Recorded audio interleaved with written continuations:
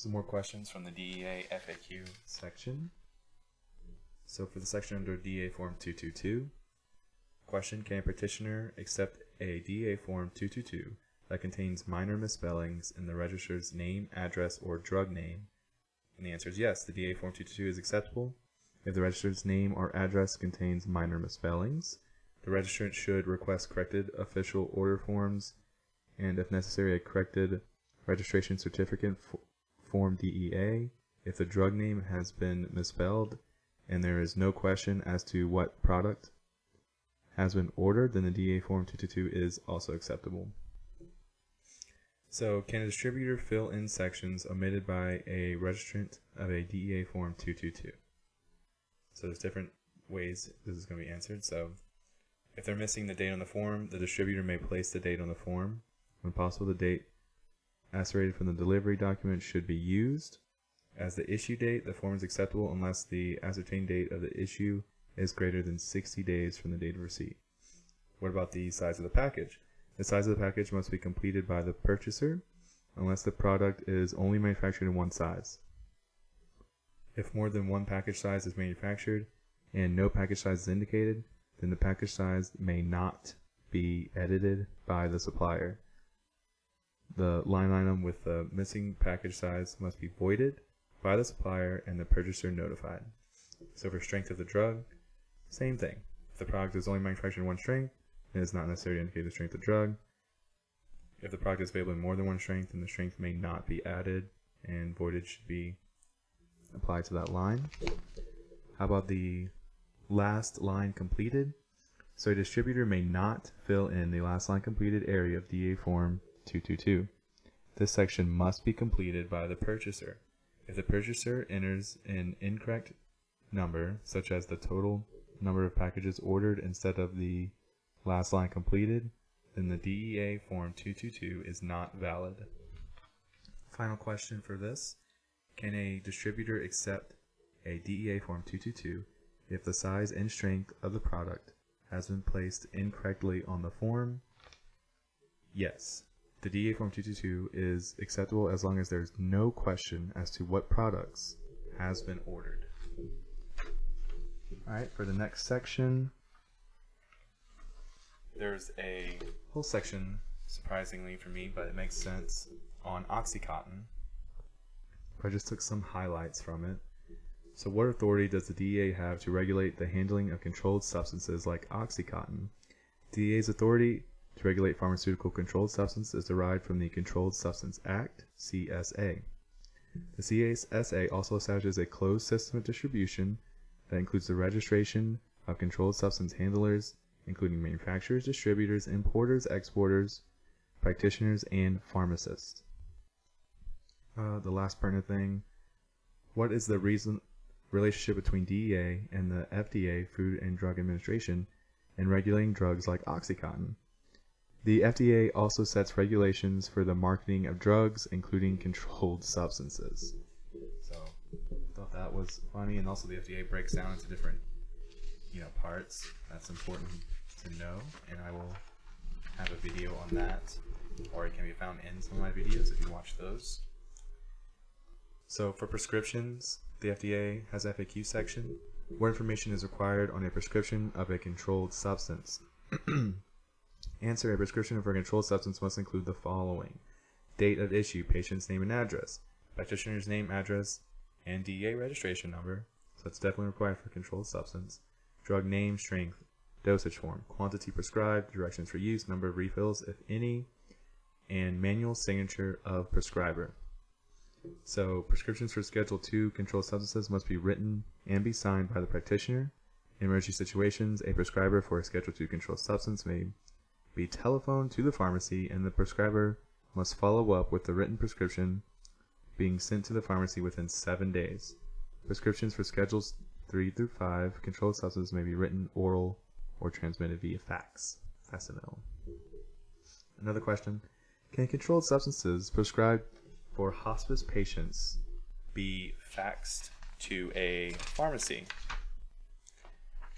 Your answer: a prescription written for Schedule II narcotic substances for a patient enrolled in a hospice care program, certified and are paid by Medicare under Title 13, 18, or a hospice program which is licensed by the state may be transmitted by the practitioner or the practitioner's agents to the dispensing pharmacy via fax. And that's mentioned several times in everything you probably read. So is it permissible to dispense a prescription for a quantity less than the face amount prescribed, resulting in a greater number of dispensions than the number of refills indicated on the prescription? Yes.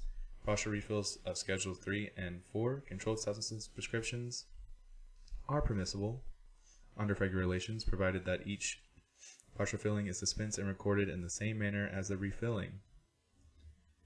The total quantity dispensed in all partial fillings does not exceed the total quantity prescribed, and no dispensing occurs after 6 months past the date of issue.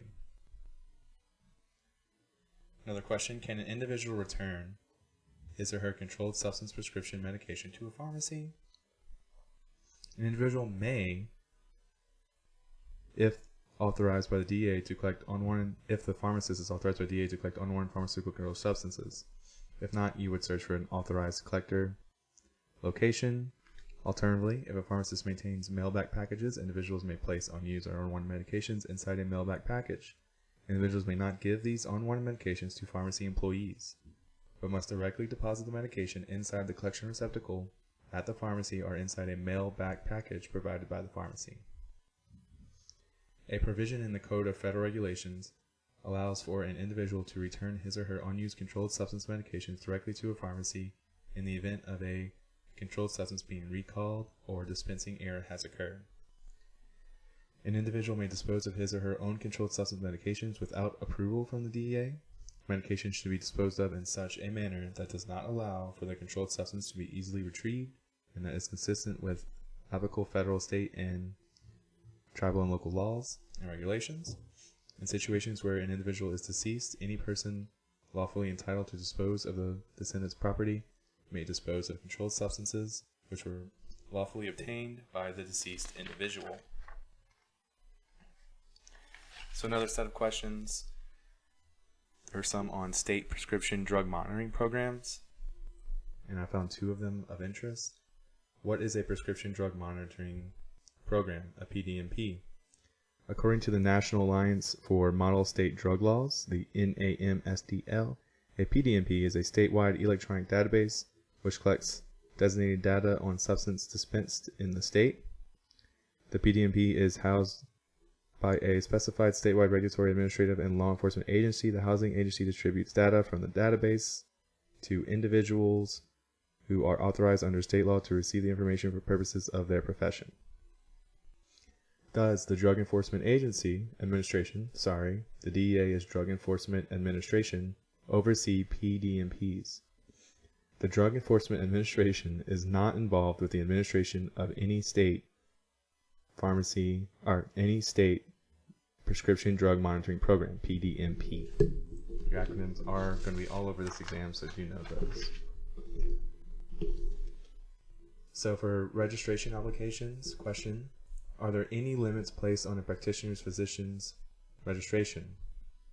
The DEA Form 224, new application for retail pharmacy, hospital or clinic, a practitioner, teaching institution, or mid-level practitioner, has a space to list the drug schedules of controlled substances that the practitioner wishes to handle. The practitioner must be authorized by the state to handle these drugs for which he or she is applying for DEA authorization, and accordingly will only be authorized to handle those drugs that are checked on the application form. So do know, I don't have a video on DEA forms, but DEA Form 224 is the new application for retail pharmacy, hospital, clinic, practitioner, teaching institution, or mid-level practitioner. So another question, any separate registrations required for separate locations? So are separate registrations required for separate locations? So if a practitioner will only be prescribing from another location situated within the same state, then the additional registration is not necessary. And that might be pertinent. I can see someone wording a question like that, you know. So what is the processing time for a new or renewal application? New applications, DEA Form 224, are processed within 4 to 6 weeks. Renewal applications are DEA Form 224A and are processed within approximately 4 weeks. So that was important. Renewal applications 224A, new applications 224. Can you verify a DEA number? No. If it is DEA policy that the crediting of a physician may be accomplished by requesting a copy of the physician's current DEA registration certificate, which indicates the issue and expiration dates. This would satisfy the requirement for verification of a DEA registration. In addition, the DEA provides a list of active DEA registrations to the National Technical Information Service, NTIS, which is a component of the United States Department of Commerce. The list of active DEA registrations may be obtained from the NTIS as a single purchase or on a monthly or quarterly basis. Another question: how does a Schedule I researcher apply for a DEA registration? So a Schedule I research applicant should submit the DEA Form 225. So Schedule I researcher applicant, DEA Form 225. Alright, next set of questions is from Automation of Reports and Consolidated Order System, the ARCOS, ARCOS.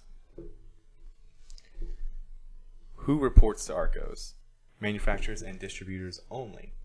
What is reported to ARCOS? So manufacturers of bulk and or dosage from controlled substances must report inventories, acquisitions, and dispositions of all substances in Schedules 1 and 2, and narcotic and gamma hydrocarbonic acid, GHB, substances in Schedules 3. Additionally, manufacturers must report synthesizing activities involving all substances in Schedules 1 and 2, narcotic and GHB 3, and selected psychoactive controlled substances in Schedules 3 and 4. For distributors of bulk and or dosage from controlled substances must report inventories, acquisitions, and dispositions of all substances in Schedules 1 and 2. Same for narcotics and GHB in Schedules 3. So reporting frequency under ARCOS registrants, participants must report quarterly. So I don't think those two are relevant, but you might. Who knows? At least you know what ARCOS is and you know who uses it. So request for waivers to the 21 CFR. What is the intent of the waiver process? So the intent of this regulation is to prevent a registrant from hiring as an agent or employee an individual who would most likely be denied a DEA registration if he or she applied for one on his or her behalf or on the behalf of a pharmacy owned or operated by the individual. So what is the purpose of this waiver, the request for the waiver for 21 CFR? The purpose of the waiver process is to facilitate the hiring registrant in maintaining adequate safeguards against the diversion of controlled substances by either precluding the individual's employment when such employment would not be in the public interest, or ensuring that the employer is fully informed about the prospective employee's past so that adequate oversight and controls may be provided. To whom does this regulation apply? So this regulation applies to individuals as follows. So mainly individuals who have been convicted of a drug-related felony is what we're talking about. To work at a pharmacy, they would need the waivers for the 21 CFR. To whom do I submit the waiver request? A registrant or employees who wishes to employ an individual who meets the criteria defined must apply for an exception to the application. The request for the waiver shall be filled with Deputy Assistant Administrator, Diversion Control Division, Drug Enforcement Administration. The Deputy Assistant Administrator may grant an exception at his or her discretion, but in no case is required to grant an exception unless otherwise required by law or regulations.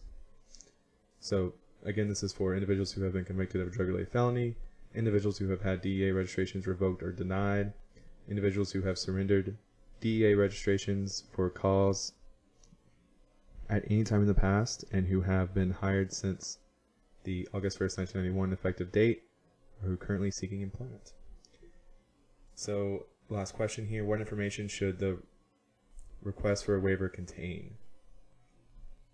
So it should contain the circumstances of the employee's or prospective employee's conviction or loss of surrender of DEA registration, the status of the individual's state license, the circumstances surrounding the individual's access to controlled substances, and the degree of oversight the registrant intends to implement to guard against the diversion of controlled substances. The registrant will provide sufficient detail, copies of court or board actions regarding the handling of controlled substances, to enable the DEA to make their fair evaluation of the situation. So you're required to, when applying for that waiver, to apply all this information. All right. Thank you. That's the DEA FAQ.